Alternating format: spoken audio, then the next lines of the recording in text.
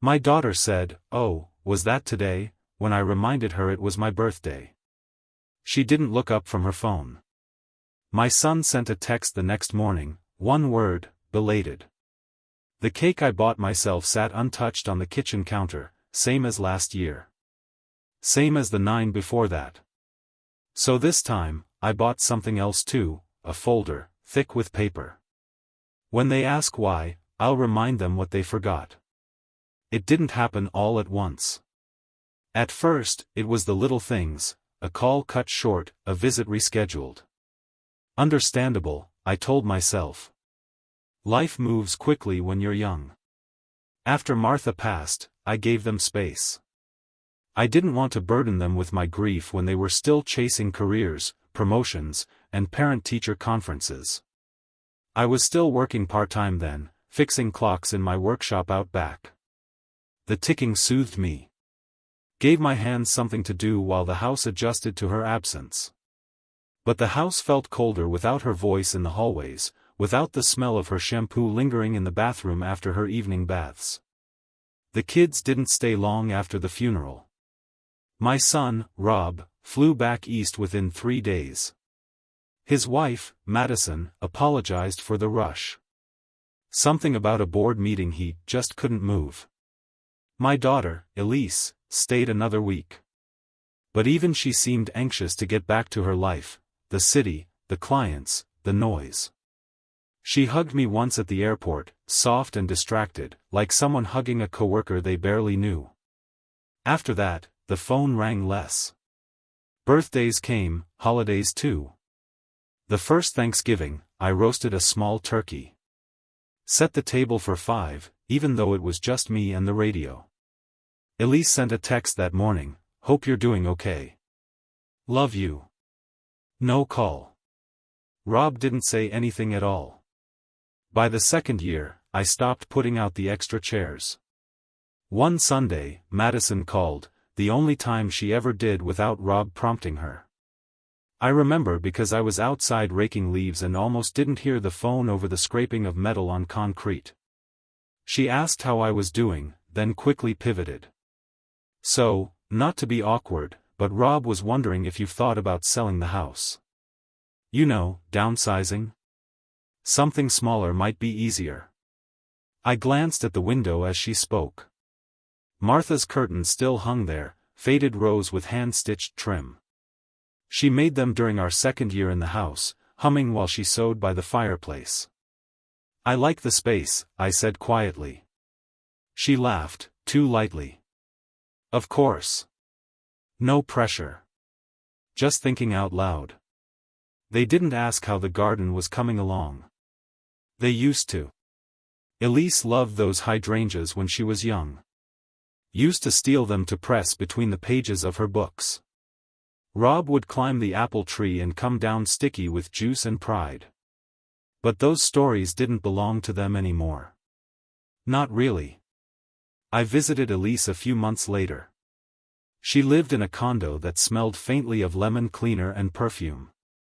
Her daughter, Ivy, didn't recognize me at first. Called me the coat man because I was holding a gift bag. Her walls were covered with framed memories, school trips, vacation shots, Elise with colleagues and clients. I found one photo of Martha, half hidden behind a candle.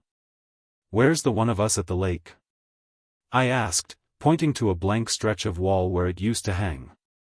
Elise hesitated. "Oh. I think it broke. During the move." She didn't offer tea. Or to look for it. Just smiled politely and changed the subject. That night, I drove home under a rain-heavy sky, the kind that makes headlights blur. I passed by the diner where Martha and I used to split a milkshake on Fridays. They'd repainted it. Took down the neon sign. The place looked like any other now. The house welcomed me back with silence. I hung my coat by the door and listened to the grandfather clock chime 11. Each note echoed just a little longer than it used to. I stood there for a while, not moving, letting the cold from outside settle into my coat sleeves. I still sent birthday cards that year. Still called. Still left voicemails. But one by one, I noticed the edges curling, of photos in their homes, of their voices on the line, of the memories we once held together. A slow fade. Not dramatic. Just quiet. One afternoon, I caught my reflection in the hallway mirror. Same gray sweater Martha used to mend when the elbows wore thin. My beard longer now. Eyes more tired than I remembered. I pressed my palm against the glass. It was cool. Something inside me said, they're not coming back the same. So I started keeping notes, not out of anger, but clarity. Missed calls. Forgotten days. The shift in their voices when they spoke to me, the way their sentences ended just a little too quickly. The sense that I was no longer someone they turned to, just someone they managed. I didn't know then how deep that silence would grow. But I could feel it beginning. It started in the distance of their voices. And settled in the spaces they no longer filled. The morning of my 70th birthday began with the sound of a faucet dripping in the kitchen. It echoed in the stillness like a metronome, slow, deliberate, unchanging. The kind of sound you only notice when everything else is quiet. I rose earlier than usual. Not out of excitement, but habit. Martha used to make a big deal out of birthdays, especially milestone ones. She'd hum in the kitchen while icing a cake, usually chocolate with a hint of cinnamon. There'd be a card waiting on my chair, always signed with her looping script and a lipstick kiss on the corner. I walked past her chair that morning. It still creaked when I brushed it. The cushion, faded blue, held the shape of her more than a decade later. The phone stayed silent. By 9 a.m., I had brewed a pot of coffee and poured it into the mug with "World's Best Dad" written in peeling gold letters. Rob gave me that mug when he was 9, after winning it at a school raffle. It's the one I always used on my birthday. The rim had a chip now, just enough to catch on the edge of my lip if I wasn't careful. At 10 a.m., I checked the landline, still working. No voicemails. No missed calls. I looked at my cell phone, just to be sure. Nothing there either. Not even a message from Elise, who was usually the first to remember, or pretend to. I turned on the radio for noise. The announcer said it was going to be a warm day. Great day for celebrations, he said with a chuckle. I turned it off. The cake took me 2 hours to make. I followed Martha's old recipe, the one on the yellowing index card in the tin box with her handwriting smudged by years of flour and sugar. I greased the pan like she did. Let it cool just long enough before icing it. The smell filled the house, rich and soft, but it felt like filling a room no one was coming to.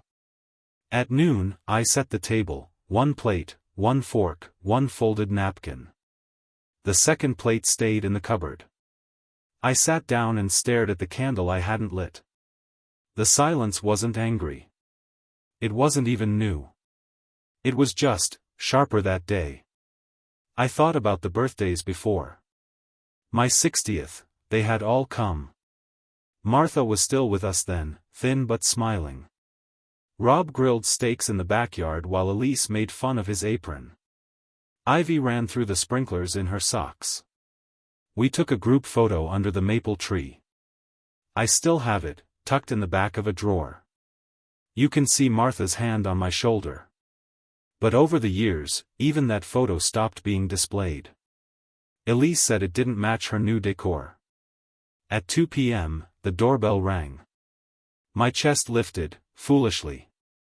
It was a delivery, someone else's package, dropped at the wrong address. I handed it back to the driver without a word. At 3 p.m., I ate a slice of the cake. The icing was too thick, the sponge a bit dry. I made a note to reduce the baking time next year, if there would be a next year to bother. Still nothing.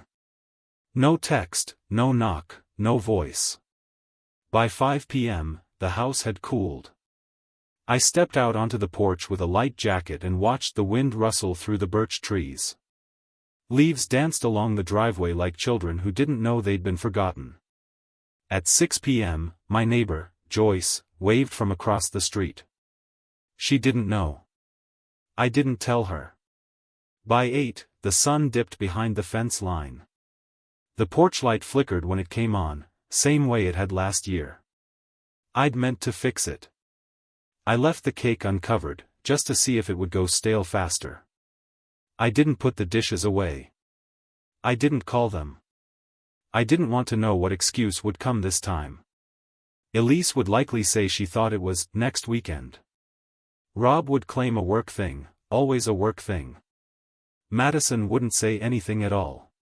She hadn't in years. At 9:30, I checked my phone one last time. A single text blinked on the screen. Rob, belated. Hope it was good. That was it. No name.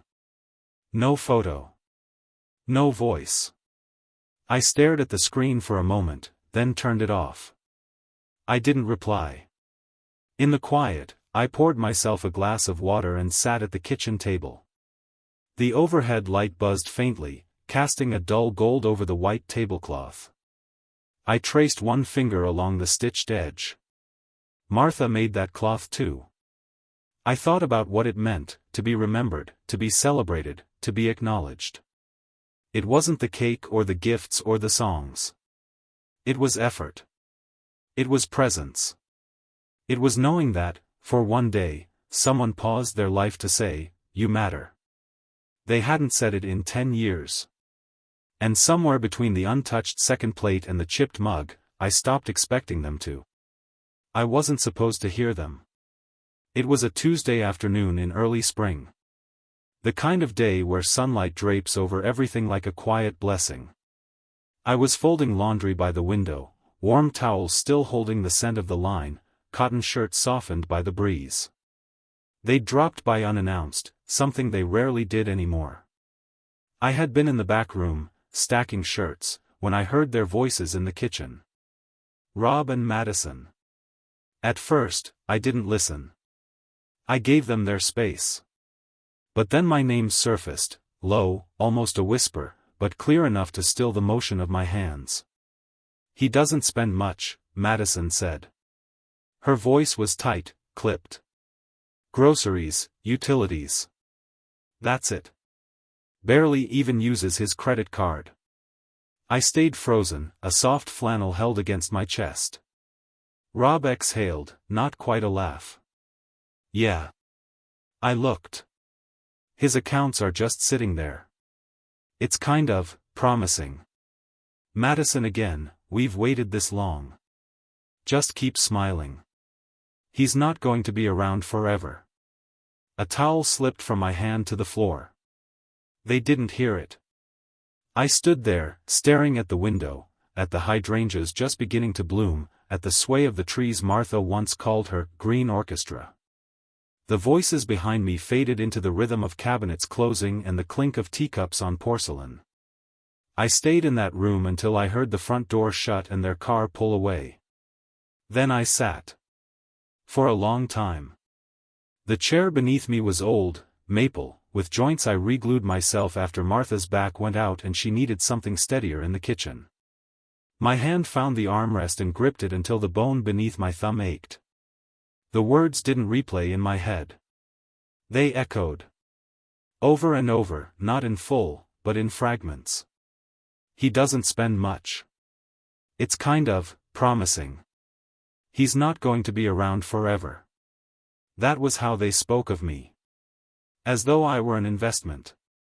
A timeline. A pending transaction. I don't know how long I sat there. Long enough for the light to change, that soft golden shift just before dusk when the shadows stretch and everything feels a little older.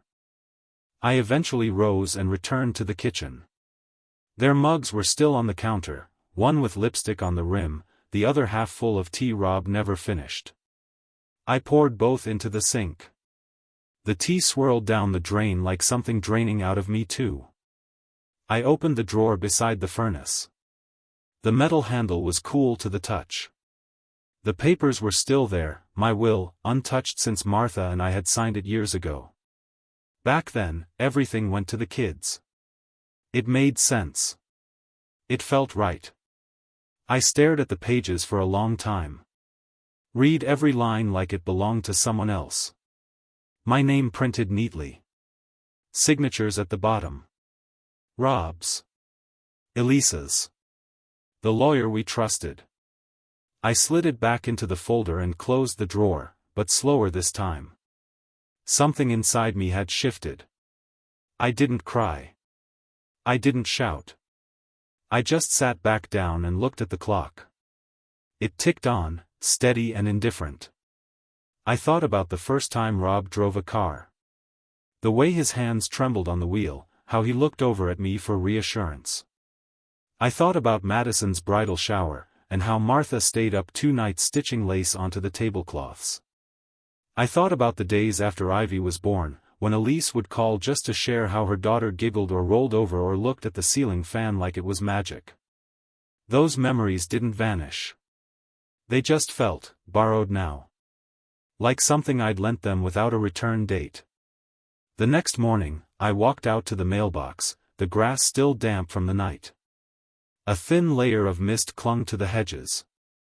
I stood for a moment, looking at the garden bed that Martha loved, her name still etched into the small stone marker we'd placed beside the lilies. I made a decision that morning. Not in anger. Not in bitterness. In clarity. They had spoken freely, believing I wouldn't hear. But I had. And what I heard could not be unheard. Later that week, I called Elise. Just to talk. She picked up on the 3rd ring. Hey, Dad. Everything okay? I asked her about Ivy. About work. About life. She answered, but distracted. Her voice came through muffled, as if she were driving or folding laundry or checking email while speaking. The warmth that used to thread our conversations had thinned into something perfunctory. She didn't ask about me. After we hung up, I sat back in the same maple chair and stared out at the garden again. That night, I didn't sleep well. Not from pain, not from fear, just from the weight of realization. Some truths don't land with thunder. They settle, quietly, like dust. By morning, I had moved the folder out of the furnace drawer and into my desk. The air felt colder, even though the thermostat said otherwise. What would you do if you overheard your children planning around your death? It wasn't a loud betrayal. No shouting. No dramatic slam of a door. Just a quiet forgetting, the kind that hollows you from the inside out. I learned about Ivy's graduation from Denise, the woman who walks her dog past my house every morning. She mentioned it while tying her shoelace at the end of my driveway. You must be proud, she said. I saw Elisa's photos online. Ivy looked stunning in her cap and gown. I nodded slowly, feeling the chill of her words settle into my chest like damp air. Oh, I said, careful to keep my tone even. What day was that? She smiled. Last weekend. Gorgeous weather. They had a big celebration, lots of friends, looked like a catered thing. I'm sure you were there. I smiled back, but only with my mouth. That afternoon, I walked down to the post office with a card I'd written the week before. Inside was a check, nothing extravagant, but thoughtful. I had chosen the card carefully, one with ivy leaves embossed in gold foil. Thought she might smile at the pun. I left it in their mailbox myself. Elisa's car was in the driveway, the engine ticking as it cooled. I didn't knock. I waited a week. Nothing came. No call. No text. Not even a thank you email from Ivy, who used to sit on my lap and play with the buttons on my flannel shirts. I told myself she was busy. I told myself Elise was forgetful. But deep down, I stopped believing those stories the moment Denise walked away.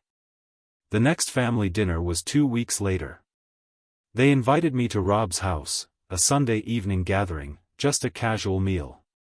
I went. Not out of eagerness, but curiosity. I wanted to see what they looked like when they pretended nothing was wrong. The house smelled like citrus cleaner and candle wax. Madison greeted me at the door with a light pat on the arm. Elise was already inside, laughing with Rob about some office joke I didn't understand. They'd set the table for 8. I paused at the doorway, scanning faces. Ivy was there, sitting beside a boy I didn't recognize. There were 2 others I'd never met, one introduced as Rob's coworker, the other as a friend passing through.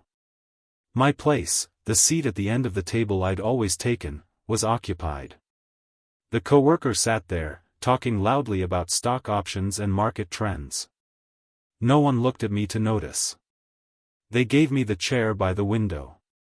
The meal was roast chicken, slightly dry, with cold bread rolls and salad that had wilted at the edges. They talked over me, about vacations, bonuses, renovations. No one mentioned the card. Or the check. Or the graduation. After dessert, I offered to help clean. Madison waved me off. "We've got it," she said, already stacking plates with the coworker. I stood for a moment in the doorway, the clink of dishes echoing behind me. The air smelled faintly of lemon and detergent, but it didn't cover the sourness settling in my gut. When they took a group photo in the living room, I was still rinsing my hands at the sink. I heard the laughter, the countdown. 3, 2, 1, smile. I stepped into the room as the flash went off. No one turned around. They posted that photo the next morning. I saw it through a tagged image, all of them smiling, arms around each other, the fireplace glowing behind them. I was there, blurred in the background by the hallway mirror. A ghost in my own family's portrait. That afternoon, I opened the drawer where I used to keep birthday reminders, index cards with names, dates, little notes about what kind of cake they liked or what gift made them laugh. I took them all out. Every one. Rob, May 3rd, chess set at 12, cufflinks at 35. Elise, August 19th, lilac perfume, always lilies. Ivy, November 12th, strawberry jam, journal with a lock. I placed the stack in the fireplace. Lit a match. Watched the cards curl inward like leaves in winter. Not out of spite. Out of finality. I sat in the dim light of the hearth, the flame small but steady. My house, my silence, my time, none of it felt sad. Just true. They had forgotten my milestones long before I ever questioned theirs. The final straw wasn't anger. It was recognition. I no longer belonged to the center of their lives. I was orbiting now, visible only when convenient, dim when distant. That night, I didn't dream. I woke with a clear head and steady hands. The weight I'd been carrying, of hope, of waiting, of explaining away their absence, was gone. I walked outside before sunrise and stood barefoot in the dewy grass.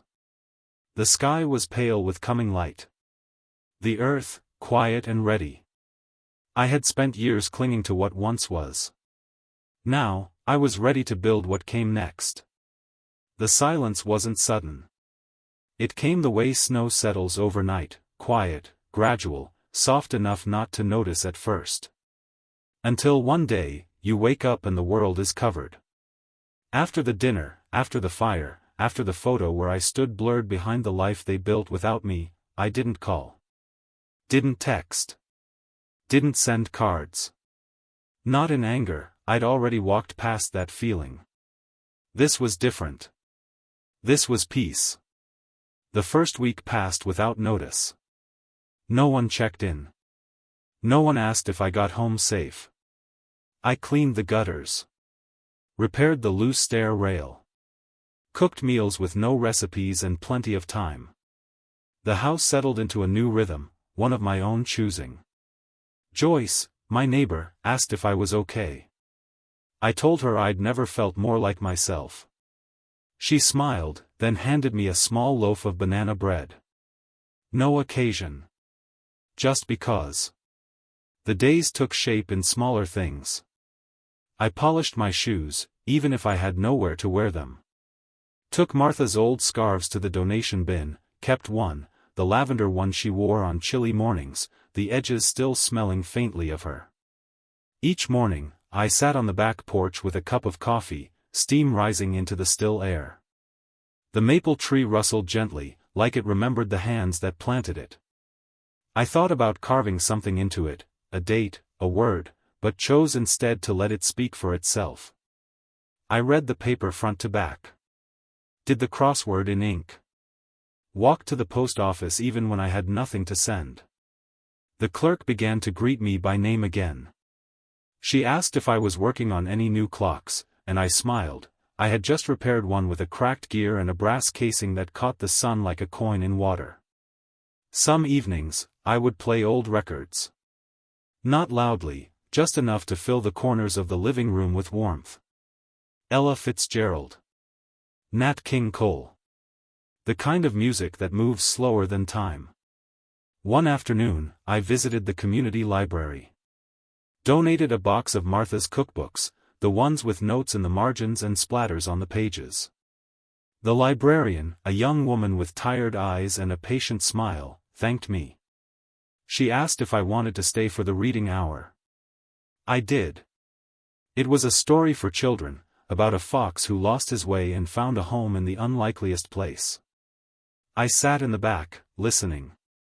Not because I needed the story, but because I needed the stillness it offered. No one from my family called. Not for weeks. Then months. At first, I checked the phone every evening, just in case. A text.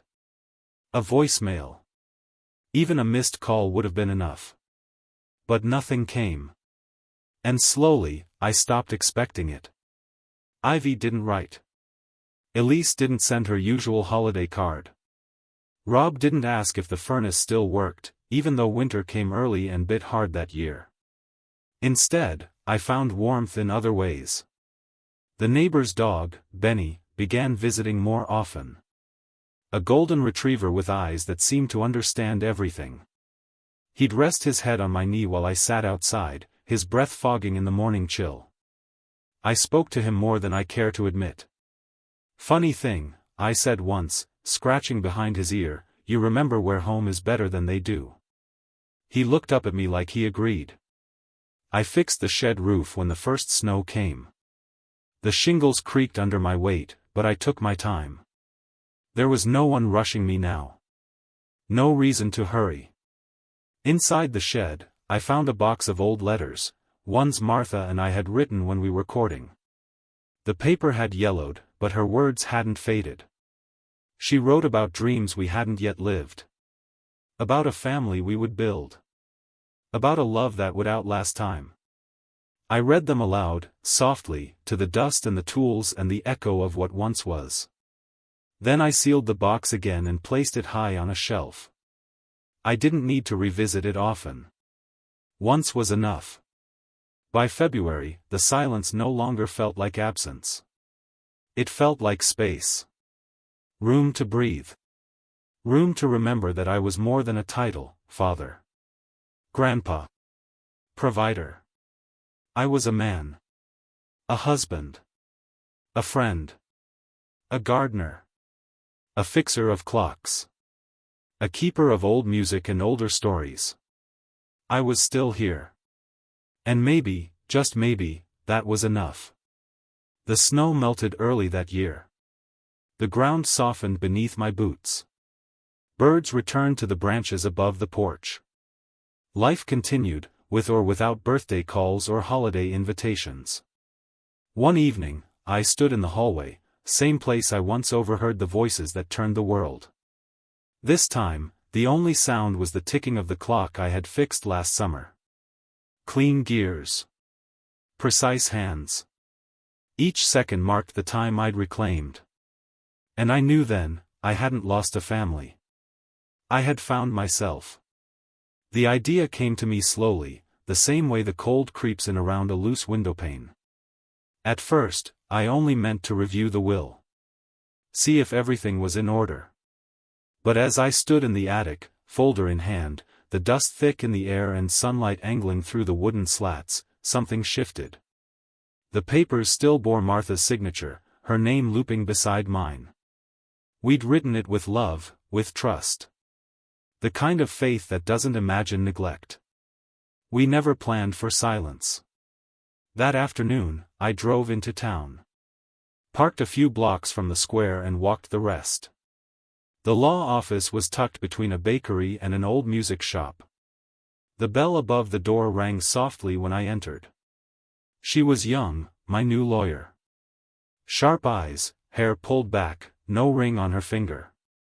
Her handshake was firm but not rushed. Her name was Claire. "I'd like to make some changes," I said, setting the folder on her desk. She opened it and scanned. "This is thorough. Well organized. What kind of changes?" I looked out the window behind her. The tree outside had just begun to bud. "I want to leave things to people who saw me while I was still here." She didn't flinch. Just nodded and clicked her pen. We worked in quiet for nearly 2 hours. The language was careful. Clear. She guided me through updates to the will, the trust, the health directives. No emotion in her voice, just precision. "I assume you want to remove your current beneficiaries?" she asked gently. "Yes," I said. "Except for one letter, they should still receive that." "And instead?" I slid a separate list toward her. "The library. A local hospice program. A scholarship fund in Martha's name. And Joyce, my neighbor, who once shoveled my driveway without being asked and never told anyone about it." Claire smiled at the list. "You've thought this through." I nodded. "I've had time." The process took a few visits. Each one quieter than the last. Claire never pried, never asked about the story behind the change. She only asked the right questions and made sure every signature was placed with intention. Back home, I began to tidy the office. Not clean, tidy. I sorted drawers, labeled folders, arranged the desk just as Martha used to. I burned old tax papers. Shredded notes from forgotten tasks. What remained was lean and deliberate. In the third drawer down, I placed the new folder, dark blue with gold edges. Inside were the updated documents, along with sealed letters for each of my children. Rob's was short. 2 pages. I wrote it after midnight one night, when the wind was loud outside and the fireplace crackled like it remembered voices. I told him I loved him. That I always did. But that love is not the same as trust. That some things, once said, cannot be unsaid. Elisa's letter was longer. Not because she hurt me more, but because I had more memories of her warmth. I reminded her of days she used to call just to say hello. How I missed the sound of her voice when it wasn't asking for something. Ivy's letter was just 1 page. I didn't blame her. She was young. But I told her what I hoped for, that one day, she might remember me as more than the quiet man in the background of photos. Each letter was folded neatly. Dated. Signed in pen that didn't smudge. I didn't tell anyone what I had done. That was the point. No drama. No announcement. Only preparation. Spring deepened. The days stretched longer. I found myself whistling again while watering the garden. A habit I thought I'd lost with Martha. One morning, I walked to the library and saw a boy sitting on the front steps, nose buried in a book. He looked up as I passed. I nodded. "You like to read?" I asked. He grinned. "A lot." "Good," I said. "Keep doing that." It was a small moment.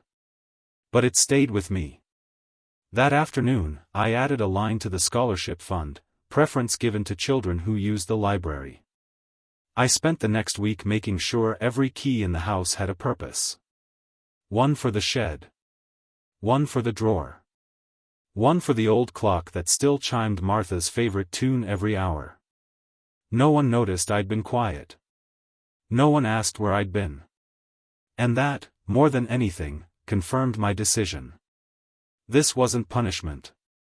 It was clarity made permanent. Before the last signature, Claire looked at me and asked, "Are you sure?" I nodded once. "They let go of me a long time ago. I'm just catching up." She slid the final page across the desk. I signed it. Then I walked out into the early evening air, the sun low and warm on my shoulders, and felt something I hadn't in years. Freedom. Would you leave your estate to those who ignored you, or to those who valued your presence? It happened quietly. Just the way I wanted. No thunder. No confrontation.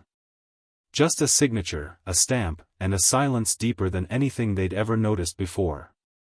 Rob showed up one Sunday morning with a paper bag full of bakery goods and a smile too wide to be real.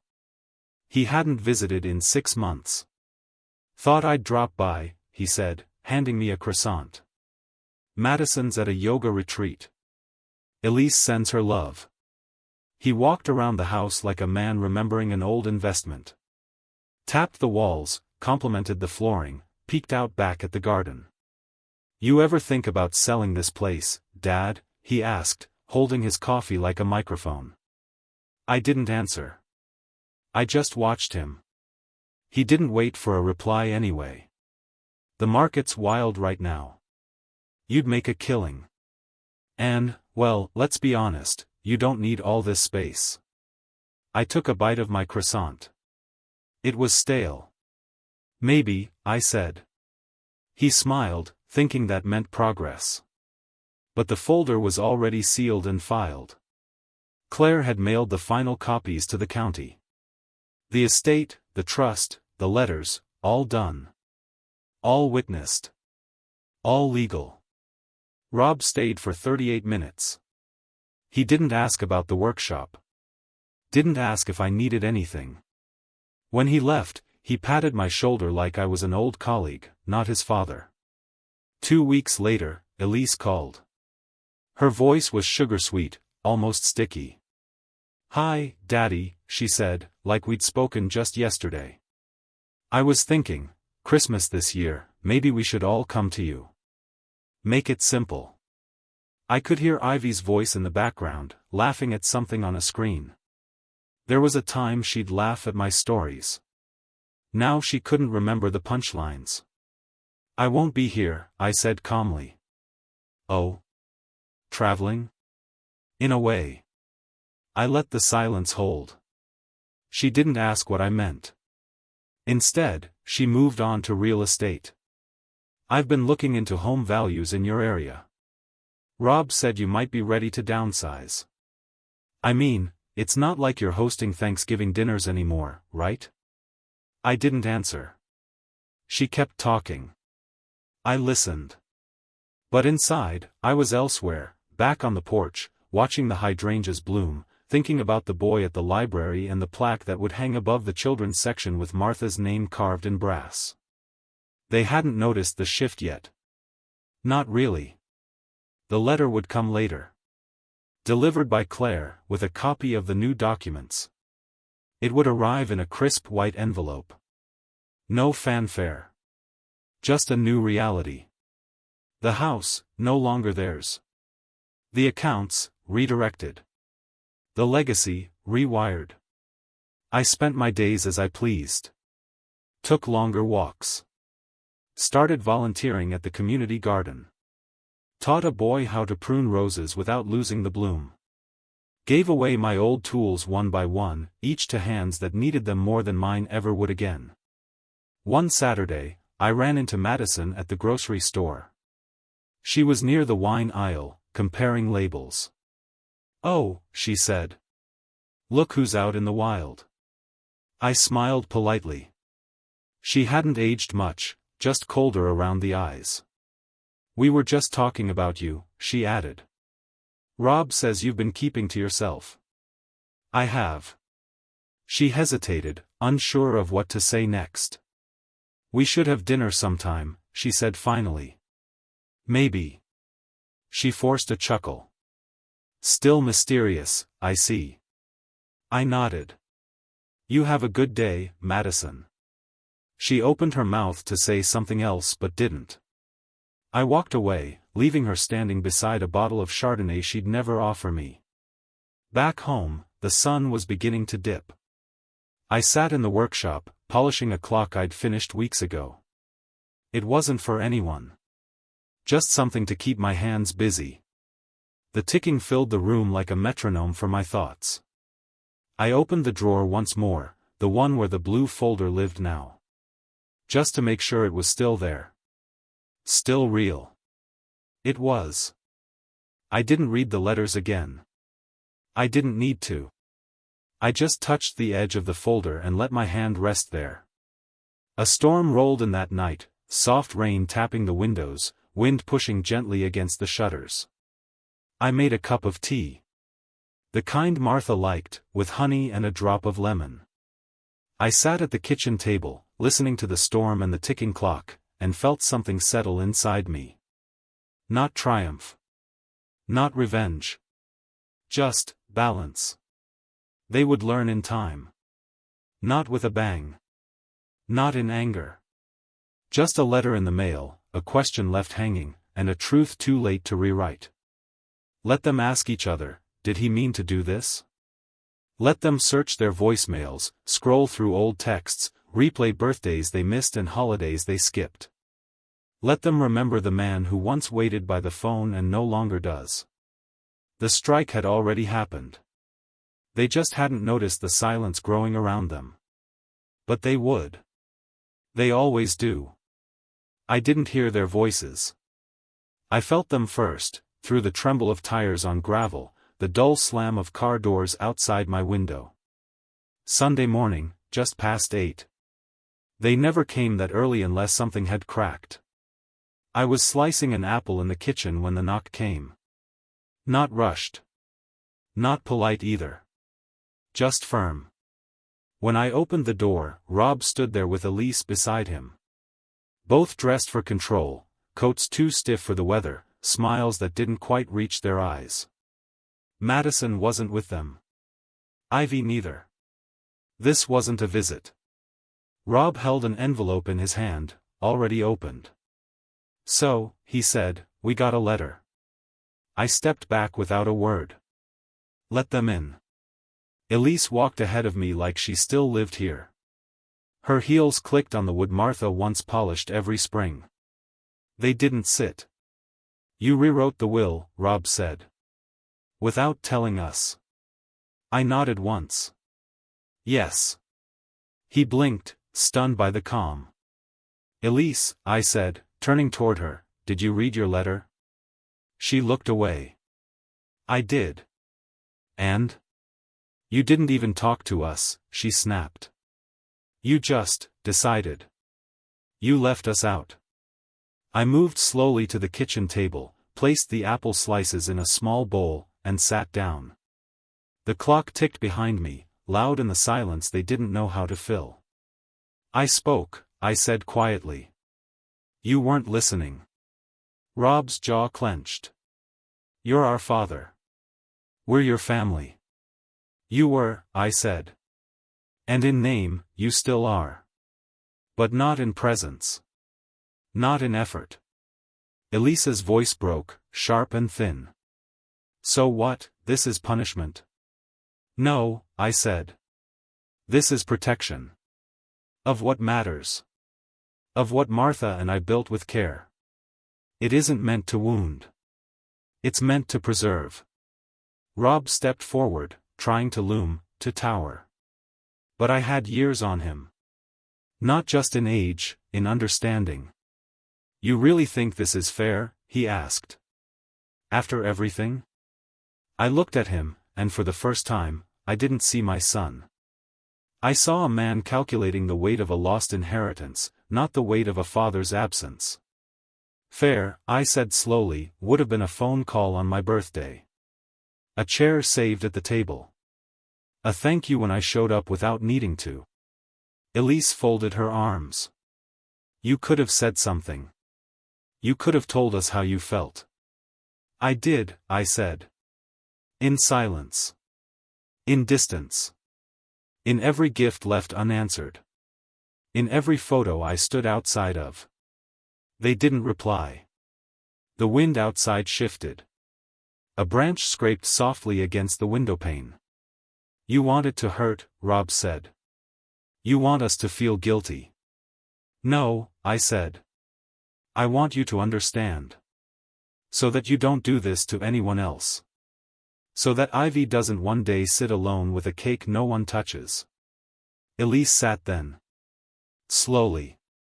Her hands folded in her lap like a child at confession. I just thought you were okay, she said. Independent. Strong. I am, I said. Now. But strength doesn't excuse neglect. Rob still stood, shoulders tight, breathing uneven. His pride had no place to land. You know, we always figured, he began, then stopped. His hand hovered near the envelope. I waited. You were fine, he said finally. Comfortable. We thought we had time. Time. That word clung to the air like dust in late afternoon light. You had it, I said. 10 years of it. He sat down then. The kind of sit that comes with defeat, not rest. So what now? Elise asked. You're just done with us?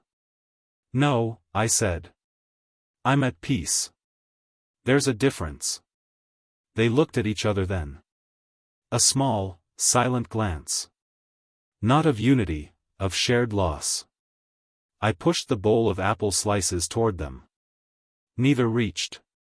I don't hate you, I said. I don't even blame you. But I can't leave behind something that meant everything to me, to people who treated it like nothing. They didn't argue. They didn't cry. They just sat, and for the first time in years, they heard me. When they left, they didn't hug me.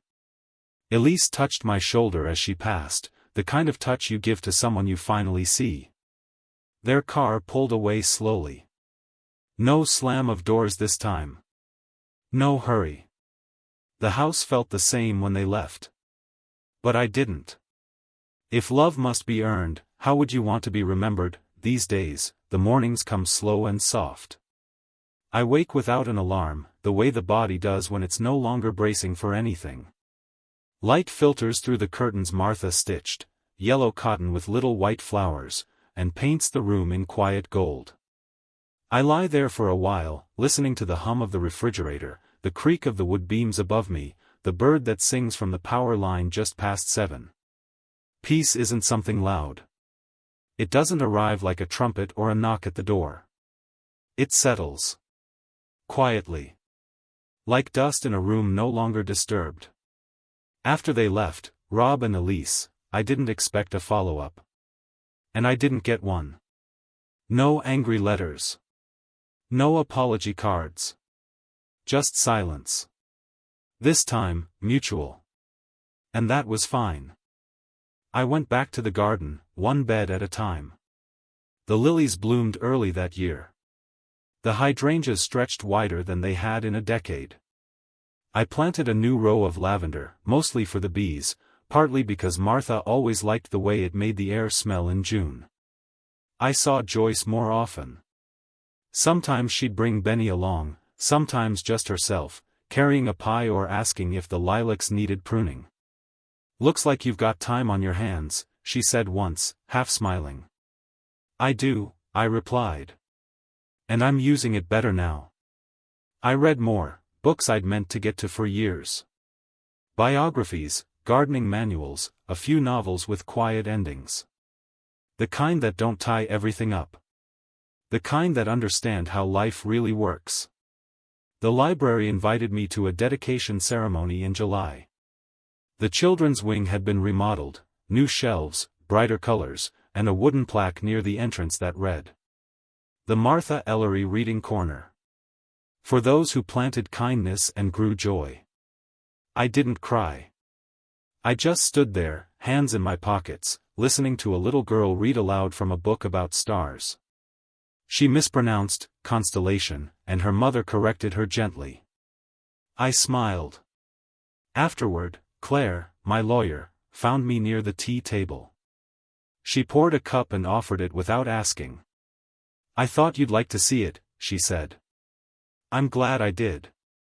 She nodded toward the plaque. "That's a beautiful legacy." "It is," I said. "And the right one." At home, I'd taken to journaling again. Nothing elaborate, just notes. Things I noticed. Things I felt. I kept it on the table beside my bed, next to a photo of Martha and me from our 35th anniversary.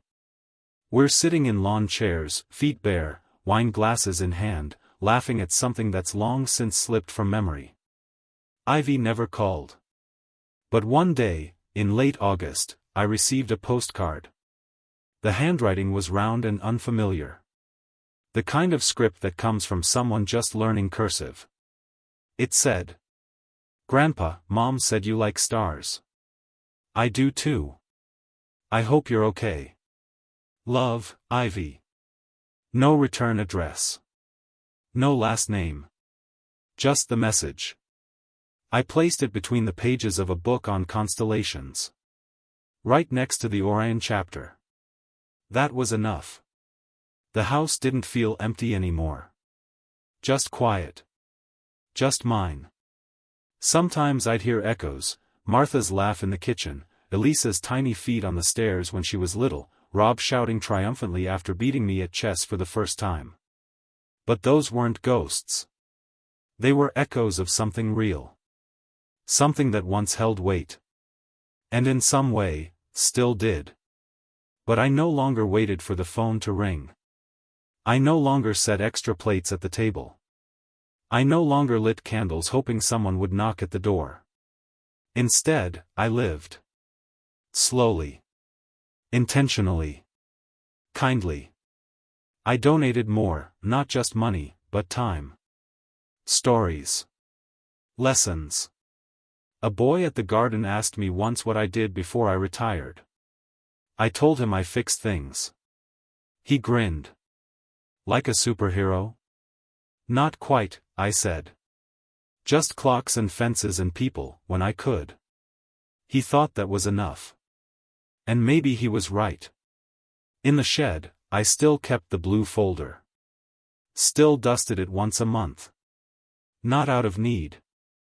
Out of respect. For the decision I made. For the boundary I held. For the peace it brought. Some choices don't need to be revisited. Only remembered. On my last birthday, Joyce surprised me with a cake. Nothing elaborate, vanilla with lemon icing. The kind Martha used to bake in the summer. She lit a candle and hummed a tune I couldn't place. "You made it another year," she said. 75. I looked at the flame. Not bad for someone they once forgot.